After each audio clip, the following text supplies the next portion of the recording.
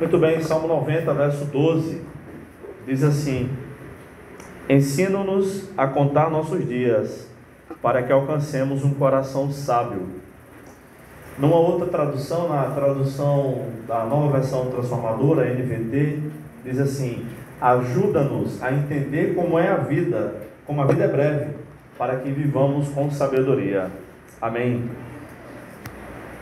Essa semana eu completei mais um ano de vida, né? Deu para perceber, há poucos dias, 36 anos. E hoje, exatamente hoje, faz um ano da minha posse aqui nessa igreja como pastor titular, 24 de abril. E essa semana foi uma semana de muita meditação. Quando acordei, fiquei pensando sobre o meu futuro, sobre a minha própria vida, e lembrei de várias passagens bíblicas, entre elas essa do Salmo 90, verso 12. E é muito interessante porque esse salmo foi escrito por Moisés, provavelmente quando ele já tinha mais de 80 anos.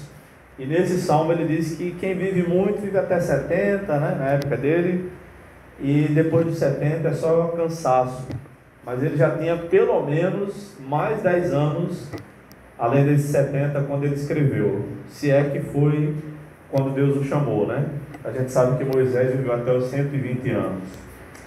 A doutora Ana Beatriz Barbosa, uma psiquiatra muito conhecida no Brasil, escritora, autora de vários livros, diz o seguinte: que o excesso de passado significa depressão, o excesso de futuro significa ansiedade, e o excesso de presente, de preocupação com o presente, é o que nós chamamos por estresse. Então, muitas vezes a gente não sabe viver como essa sabedoria que Moisés pediu a Deus aqui nesse versículo, né? Nesse salmo.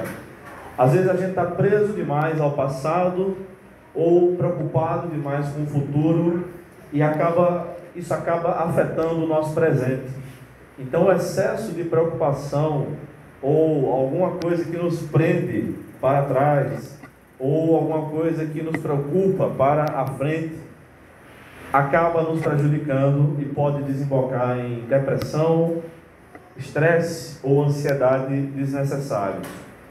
Mas eu quero meditar com vocês hoje sobre o tema sabedoria para aproveitar o tempo. E parece que o tempo tem passado mais rápido nos últimos tempos, né? E não é bem assim. Há pouco mais de 25 meses, muitos de nós ficamos com excesso de tempo e não sabíamos o que fazer com esse excesso de tempo que a gente dizia não ter. Quando veio a primeira quarentena, em 23 de março do ano 2020, nós trancamos, tudo foi trancado aqui, né, no estado da Paraíba, na grande João Pessoa, e a gente não pôde mais se locomover e trabalhar normalmente, enfim. Houve uma série de mudanças, uma série de adaptações, e depois passamos por mais 2 quarentenas também, bem severas, e graças a Deus provavelmente não passaremos mais por essa experiência tão terrível como é essa quarentena coletiva. Mas como podemos ter a devida sabedoria para aproveitar bem a vida? Esse salmo, o Salmo 90, o salmo de alguém que viveu bem e viveu muito, nos orienta um pouco sobre isso. Em primeiro lugar, ele dá a dica de como aproveitar bem a vida, como aproveitar com sabedoria o nosso tempo, no verso 1. Senhor, Tu tens sido nosso refúgio de geração em geração. O conceito bíblico de geração pode variar de acordo com o contexto. Uma geração na Bíblia pode ser 40 anos, 70 anos ou 100 anos, dependendo do contexto. Na maior parte das vezes, são 40 anos, tá? E é interessante que a vida de quem escreveu esse salmo foi marcada por 3 gerações de 40 anos, uma vez que ele viveu 120 anos. Durante a sua pregação, em Atos, capítulo 7, Estevão disse como foi a vida de Moisés dividida em 3 gerações, ou em 3 períodos, né? Até os 40 anos, Moisés viveu no palácio, e ali ele aprendeu no palácio do faraó toda a sabedoria egípcia, e o Egito, há 3.500 anos, já era uma grande potência, e ainda continua sendo um grande país do norte da África, né? Ainda hoje. E até os 40 anos Moisés fez o que a gente diria de os cursos universitários, ele estudou bastante. Dos 41 aos 80, Moisés viveu no deserto. Com 40 anos ele saiu para ver como é que estava o seu povo, ele sabia que era um hebreu, ele sabia que era filho de hebreus, e ele saiu para ver que o povo estava sendo escravizado. Ele não gostou do que viu, entrou num conflito, como vocês sabem, entrou numa briga com um egípcio, matou o cara com uma pedrada e fugiu. No dia seguinte, quando ele pensava que ninguém tinha visto, ele fugiu, porque o cara disse: você quer fazer com a gente o que você fez com o egípcio ontem? Então sempre tem alguém vendo o que a gente faz, né? E ele já estava muito bem obrigado, instalado, casado no deserto, tinha aberto a sua sociedade, digamos assim, com o seu sogro Jetro, se dava muito bem com seu sogro, aliás, e quando ele estava pensando já talvez até já se declarasse aposentado, digamos assim, embora esse conceito de aposentadoria como a gente conhece hoje é relativamente recente, mas um dia as pessoas pensam em parar de trabalhar. E aí foi nesse momento, quando provavelmente Moisés já estava lá bem tranquilo, bem vivendo a sua vida de maneira tranquila no deserto, já tinha pastoreado por 40 anos, que Deus o chama aos 80 anos. E aí, com certeza, tempos depois, ele percebeu que em todas as gerações, Deus sempre foi refúgio para o seu povo. E ele escreveu isso aqui: tu tens sido nosso refúgio. E ele se inclui nisso aí, de geração em geração. Você que está preocupado, o que é que vai ser do seu filho quando você crescer, quando eles crescerem, quando você se for, não se preocupe, faça a sua parte, ensine a palavra de Deus, ensine todas as coisas boas, entregue eles a Deus, tá? Entregue a Deus, porque Deus é quem nos sustenta de geração em geração. E por mais que a gente se preocupe, a gente não pode acrescentar à nossa vida um palmo, né? Ou um côvado, como Jesus disse em Mateus capítulo 6. A gente pode se preocupar, mas não adianta muito, né? Se a gente não tomar algumas atitudes. E na verdade a maior parte da nossa vida não está debaixo do nosso controle, está debaixo do controle de Deus. A gente até faz planos, mas como diz Provérbios 16:1, o coração do homem faz planos, mas o executar vem dos lábios do Senhor. Então confie em Deus. Quer ter uma vida sábia, quer aproveitar bem o tempo? Primeira coisa, confie em Deus. Tenha Ele como seu refúgio. A segunda dica que Moisés nos dá aqui nesse salmo está entre os versículos 2 e 8. Meditando na eternidade divina, a gente vai entender melhor, aprender melhor a ter uma vida sábia e aproveitar o tempo. Do verso 2 ao verso 8, Moisés explica um pouco sobre a eternidade divina, que a gente chama de sempiternidade. Tudo que Deus criou, seres humanos e anjos, são eternos, porque não teremos fim. Nem os seres humanos, nem os anjos de Deus, nem os demônios terão fim. Mas Deus é diferente disso. Ele não somente não terá fim, como ele não teve princípio. Então a gente usa uma palavra diferente. Aquilo que não terá fim, a gente diz que é eterno. Aquilo que não teve princípio, ou aquele que não teve princípio nem terá fim, a gente diz que é sempiterno. Como não existia essa palavra nos tempos de Moisés, ele escreveu o seguinte, verso 2: antes que os montes nascessem, o que tivesses formado a terra e o mundo, sim, de eternidade a eternidade tu és Deus.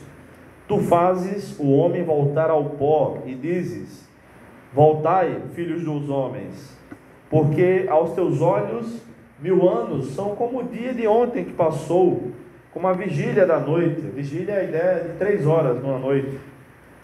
Tu os arrastas por uma correnteza, eles são como um sono, como a relva que floresce ao amanhecer, que brota e floresce de manhã, mas à tarde murcha e seca. Pois somos consumidos pela tua ira e afligidos pelo teu furor. Colocaste diante de ti nossas maldades, e à luz do teu rosto, nossos pecados ocultos.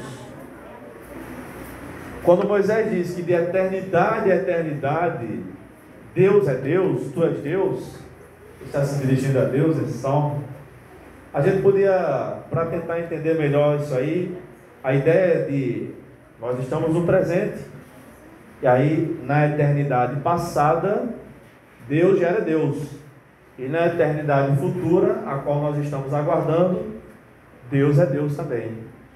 Então, nada foge do domínio dele. Deus é sempre eterno, nós não. Então, a gente precisa aprender a aproveitar bem o tempo que Deus nos dá, porque a gente não vai ter todo o tempo do mundo. A gente vai envelhecer, a gente está envelhecendo, graças a Deus por isso. As mulheres que têm um pouco mais de besteira com isso, né, de dizer a sua idade, eu acho isso uma grande besteira, principalmente para as mulheres crentes, porque se estamos vivos e estamos velhos, é porque Deus nos sustentou até aqui. E como é bom, espero ver vocês todos bem velhinhos. Eu lembro de uma vez que eu perguntei a um pastor idoso, e eu perguntei: pastor, o senhor está com quantos anos mesmo? Aí ele disse assim: eu sou do tempo que perguntar a idade dos outros era falta de educação. Aí eu disse para ele: ah, pois é antigo mesmo, já sei que está velho mesmo, hein? Que isso aí já passou faz tempo. E aí depois eu descobri, perguntei a outra pessoa: ele está com quantos anos? Ah, está com 70 e poucos anos, estava com quase 80. Que besteira, né? Porque nós, cada dia que passa, a gente deve celebrar a Deus, como a irmã Maria Muniz leu, 1 Tessalonicenses 5,18, em tudo dai graças, porque esta é a vontade de Deus para convosco em Cristo Jesus, inclusive pela vida. Está vivo, amanheceu? Dê graças a Deus pela sua vida. Quando a gente medita na eternidade divina, a gente pode aproveitar melhor, aprender a aproveitar melhor o nosso tempo, sabendo que Ele é sempre eterno, mas a nossa vida aqui não vai durar muito tempo. E eu fiquei pensando essa semana, irmãos, estou com 36 anos, o que é que eu devo priorizar na minha vida daqui para frente? E um amigo meu mandou uma mensagem, um amigo meu que é pastor, que tem o inverso da minha idade, né, 63, eu não lembrava. E ele estava mais animado que eu. Eu vou acordando aos poucos, sabe? Eu estou acordado lá para as 9h30, 10 horas. Quando eu tenho um compromisso cedo da manhã, eu acordo de madrugada, para poder ir acordando aos poucos. Né? Tem gente que já acorda pulando num pé só. Esse não é o meu caso. Não é que eu acorde mal-humorado. Não, eu acordo bem-humorado, graças a Deus. Mas eu sou lento de manhã, enfim. E ele mandou uma mensagem para mim, eu lembro, ele botou oba 3 vezes. Oba, oba, oba, hoje tem bolo, que pena que eu moro longe. Ele mora no outro estado. Eu falei: você está mais animado que eu. E eu fiquei pensando, eu preciso dar mais prioridade ao discipulado e à formação de obreiros, que é aquilo que eu tenho feito já há quase 15 anos, discipulado formal e informalmente, por meio do aconselhamento, das pregações, dos cursos, dos livros. Tudo isso visa duas coisas: o discipulado dos cristãos, tentar responder perguntas dos irmãos, tentar ajudar de alguma forma no crescimento espiritual, e a formação de obreiros. Eu pensei, eu preciso focar mais nisso ainda. Claro, há tempo para descanso, há tempo para aproveitar. Passei a quinta-feira toda passeando, não postei nenhuma foto, não sou de postar minhas intimidades, mas eu vi quem eu queria ver, eu comi o que eu queria comer, eu beijei quem eu queria beijar, eu visitei quem eu queria visitar, eu falei com quem eu queria falar, né? Por último, meu avô, que não deu tempo, um avô que eu não deu tempo para ir na casa dele, só deu tempo para ir na casa de um, me ligou, e aí eu fiquei brincando com ele, né? Enfim, ele está com 85 anos, mas eu fico mexendo com ele, fico brincando com ele.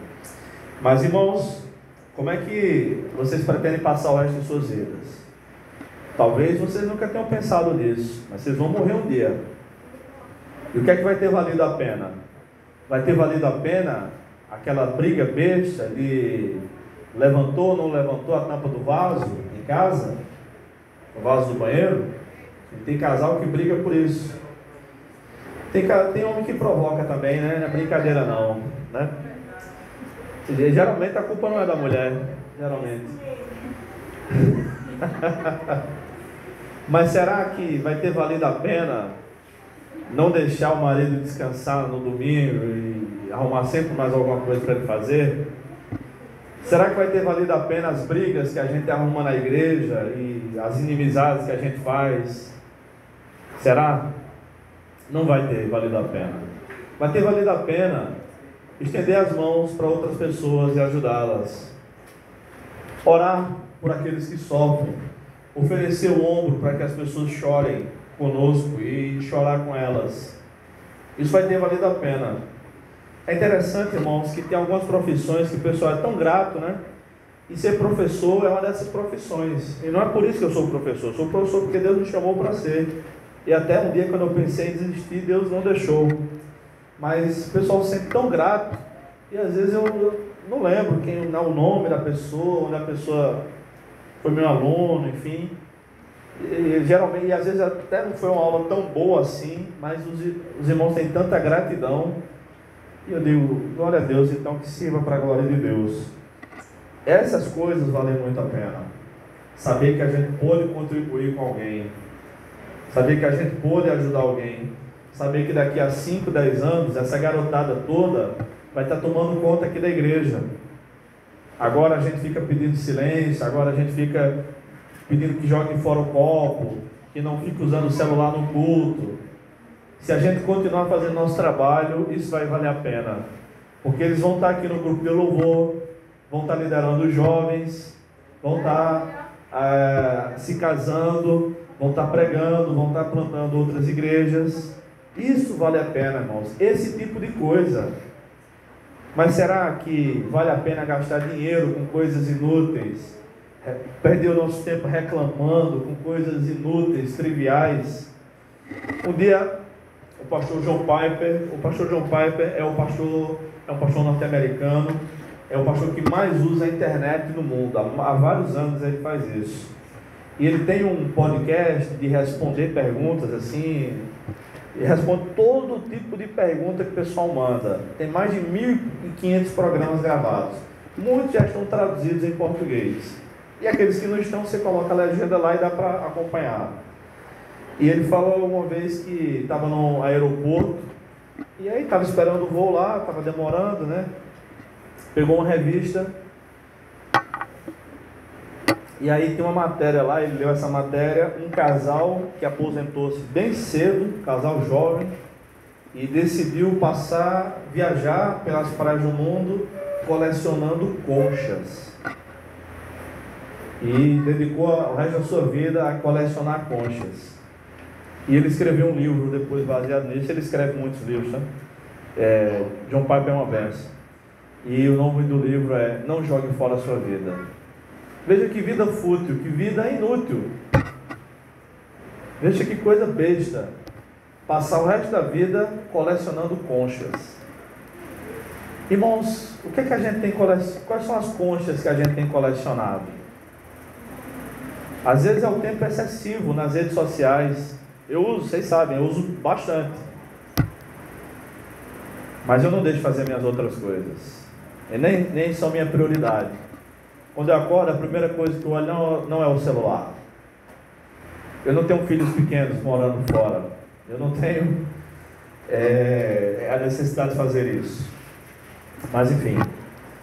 Terceira dica que podemos aprender aqui com Moisés, no Salmo 90, para ter sabedoria para aproveitar o nosso tempo. Meditando na brevidade da nossa vida. Acabei adiantando isso, né? Mas nos versos 9 e 10 ele deixa isso de maneira mais clara. Pois todos os nossos dias passam sob tua ira, sobre a ira de Deus. Nossos anos acabam-se como um suspiro. Foi a nossa vida. Os anos da nossa vida chegam a 70, ou, para os que têm mais vigor, não é o meu caso, a 80. Mas o melhor deles é cansaço e enfado, pois tudo passa rapidamente e nós voamos. Sérgio Lopes, grande cantor, cristão, natural de Campina Grande. Alguns de vocês devem conhecê-lo, né? As suas músicas. Tem uma música chamada A Chama e o Vento. É uma música antiga de Sérgio Lopes. E ele diz nessa bela canção, na verdade eu não conheço nenhuma música de Sérgio Lopes que seja feia. Tem uma que eu acho a melodia feia, mas a letra não é. Eu conheço quase todas as músicas dele. E ele diz que a nossa vida é como uma chama de uma vela exposta ao vento. E Deus é que segura o vento para não apagar essa chama dessa vela que é a nossa vida. Mas um dia nós teremos a nossa chama apagada, ou seja, um dia nós iremos embora dessa terra. Então isso nos conduz também, além da confiança em Deus, na humildade. Tem gente que pensa que é o rei da cocada preta, né? E eu faço, eu mando, eu desmando, e essas coisas só acontecem com a minha permissão, e eu sou o que faz isso, faz aquilo. Aí sofre um acidente de carro e já não é mais, né? Tem um ex-jogador de futebol chamado Denner. Na década de 90 sofreu um acidente de carro e morreu. Estava despontando para ser um grande craque. Talvez fosse o grande nome da Copa de 94, mas ele não chegou até aquela Copa, né? Na verdade eu nem vi Denner jogar. Eu vejo coisas dele depois e conversando com alguns parentes falaram sobre ele. E tem pessoas que lutaram tanto por tão pouca coisa. Salomão, escrevendo no livro de Eclesiastes, ele diz que correr atrás dessas coisas é como correr atrás do vento. É como tentar segurar água na mão. Tenta segurar água numa mão só, para você ver. Ou mesmo numa concha formada pelas duas mãos. Não vai aguentar muito tempo. A gente vai cansar, a água vai começar a vazar. E mesmo que a gente tenha apoio para os cotovelos, daqui a pouco a gente vai abrir as mãos e a água vai embora. Correr atrás de coisas inúteis, coisas que não glorificam a Deus, é como correr atrás do vento. É como segurar a água numa mão só. Não vale a pena. Meditando na brevidade da nossa vida, a gente pode ter mais sabedoria para aproveitar bem o tempo. E o tempo é algo relativo, né? Quando a gente está de férias, às vezes o tempo passa rápido. Mas quando a gente está no hospital, 4 meses com um filho doente, numa incubadora, hein, Kalina? É uma eternidade. E às vezes a gente reclama, mas aí a gente não vê a dor do outro, que é muitas vezes maior do que a nossa. Às vezes a nossa unha é encravada, dói mais, ou é mais alarmante do que o câncer do outro. Irmãos, temos mais misericórdia, temos mais compaixão, sejamos mais parecidos com Jesus. Nossa vida é breve, a gente não sabe se vai acordar vivo. Quem tem certeza aqui que vai acordar amanhã? Ninguém tem certeza que vai acordar amanhã. Então, façamos o bem, não nos cansemos de fazer o bem. Quarta dica, pedindo sabedoria a Deus. A gente pode ter mais sabedoria, como no verso 12 que nós lemos inicialmente. Ensina-nos a contar nossos dias. Não é para saber quantos dias a gente tem. A ideia de contar os dias é saber que a gente tem que viver melhor, para que alcancemos um coração sábio, ou como traduziu-se na NVT, ajuda-nos a entender como a vida é breve, para que vivamos com sabedoria. E a gente vive com sabedoria quando entende que a vida é breve. E quando a gente não está conseguindo essa sabedoria, a gente deve pedir a Deus que nos ensine. E a gente vai entender melhor. Ontem eu tinha 15 anos. Hoje eu estou com 36. Amanhã eu vou estar com 60. E eu estou fazendo de tudo que posso para que a minha vida, quando eu estiver com 60, tenha valido a pena. Eu vou dizer um negócio para vocês que praticamente ninguém sabe. Minha mãe só foi saber disso meses depois. Minha mãe e meu pai. Durante alguns meses, só Kelly e eu soubemos disso. Algumas semanas, na verdade, né? Há alguns anos, há uns 5 anos mais ou menos, eu estava com a suspeita de um tumor na cabeça. E o médico passou os exames, ele não queria me dizer o porquê do exame, né? Porque eu estava sozinho na consulta, mas ele tem que dizer, ou ele dizia, né? Qual era a suspeita. Eu estava num exame de rotina, enfim, tem alguns problemas com colesterol, enfim, e tomo remédio para isso. Mesmo que eu corra e pratique esportes, faça dieta, ainda tem que tomar remédio, tá? E aí teve essa suspeita, né? E ele não queria dizer, passou um exame, né? Um exame rigoroso, e eu disse, qual é a suspeita, doutor? Aí ele disse, não, a gente vai fazer um exame só para descartar. Eu disse, não, eu sei que é só para descartar, pode ser, não sei, mas para descartar o quê? Qual é a ideia? A ideia, ele disse, é um tumor na hipófise, né? É no finalzinho aqui da coluna, que já é dentro da cabeça. Aí eu disse, tá bom, eu acho que não é. Eu falei, né? Ele falou, eu também acho que não é, mas é uma descompensação hormonal que você tá, que pode ser. Então vamos fazer o exame para descartar. Tá bom. Irmãos, tranquilo estava, tranquilo fiquei.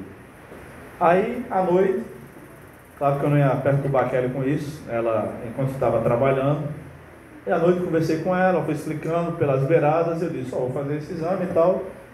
Aí, assim que eu falei, aí ela disse, qual é a suspeita? Aí eu falei, né? Aí, Kelly não é de se alarmar, não é desesperada, não é nervosa. Se eu digo isso para minha mãe, acabou a semana, né? Mas, aí ela disse, ela ficou preocupada, naturalmente, mas eu não fiquei, irmãos, eu não fiquei mesmo. A preocupação foi zero, não foi não, zero. Conversando, eu disse, olha, eu estou tranquilo, Kelly, se tiver, a gente faz tratamento, se for cirurgia, faz tratamento.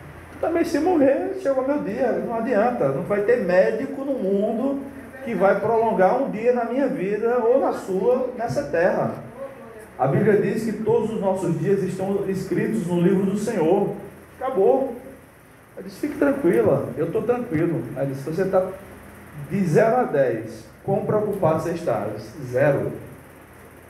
Ele disse, por que você está tão tranquilo? Eu disse, porque Deus dá paz e porque eu vivi toda a minha vida para Deus. Então, por que eu vou me preocupar?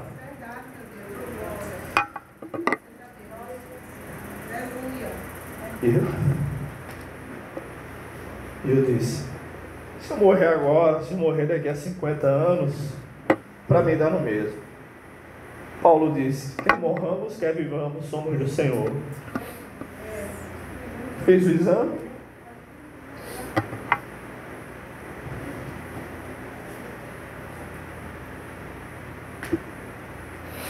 Pegamos já o exame, o resultado do exame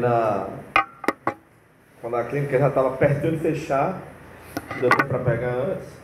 Eu estava dirigindo, a gente ia para casa, e aí ela não queria abrir o resultado do exame, né? No trânsito enquanto eu dirigia, obviamente. Disse, não, abra. Disse, não, quando chegar em casa a gente vê, o trânsito está muito pesado. Disse, não, abra. Disse, se você não abrir, eu vou parar o carro e vou abrir. Aí ela abriu. Disse, abra, que não vai dar nada. Eu tenho certeza que não vai dar nada. Abriu e não deu nada, irmãos, né? Graças a Deus. E foi só uma descompensação hormonal que não me afeta em nada, mas podia ter sido, né? Mas Deus dá paz nessas horas, irmãos. E eu confesso para você, eu tenho grande fé, não é nada disso. É o nosso Deus que é grande e que nos dá paz. E a minha preocupação foi zero. Eu disse, não vou dizer para ninguém, tá? Depois de alguns meses, eu disse para minha mãe, que ela perguntou, e a saúde, como é que tá? E ela, por que você não me disse um negócio desse, aquele aperreio todo, né? Eu disse, por causa disso. Por isso que eu não disse. A quinta dica que Moisés nos dá aqui no Salmo 90, para que a gente possa aproveitar a nossa vida com sabedoria, nosso tempo, nos alegrando com cada dia e cada conquista. Acompanhe comigo a leitura do verso 14 ao verso 17. Sacia-nos de manhã com teu amor fiel, para que em todos os nossos dias nos regozijemos e nos alegremos. Alegra-nos pelos dias em que nos afligiste, e pelos anos em que conhecemos a dor. Mostra teus feitos aos teus servos e tua glória aos filhos deles. Seja sobre nós a graça do Senhor, nosso Deus, e confirma sobre nós a obra das nossas mãos. Sim, confirma a obra das nossas mãos. É o pedido que Moisés faz no encerramento desse salmo. Então, quando Deus confirma o nosso trabalho, quando Deus nos dá alegria, a gente deve aproveitar. É assim que a gente deve viver de maneira sábia, aproveitando o nosso tempo. Cada conquista deve ser celebrada, porque cada conquista é difícil nessa vida. Cada conquista mesmo. Cada conquista mesmo. Cada dia de trabalho produtivo. Agradeça a Deus no fim do dia. Obrigado, Senhor, porque o Senhor me abençoou e eu consegui realizar. Cada refeição realizada. Obrigado, Senhor, não só pelo alimento, mas porque eu tenho condições de comer. Quantas pessoas riquíssimas podem comer comidas muito mais caras que a gente come, podem pagar por elas, melhor dizendo, mas não podem comer, estão com a sonda, tomando suplementos no hospital nesse momento, e nós estamos comendo, vamos comer daqui a pouco, graças a Deus, né? Eu agradeço já, desde já.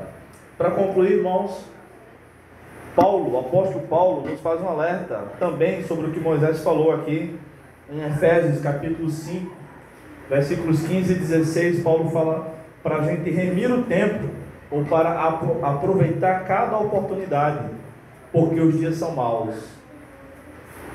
Que o mal, ou os dias maus, não nos impeçam de ver a bondade divina manifesta no tempo que Deus nos dá para realizar cada tarefa. Tem gente que vê,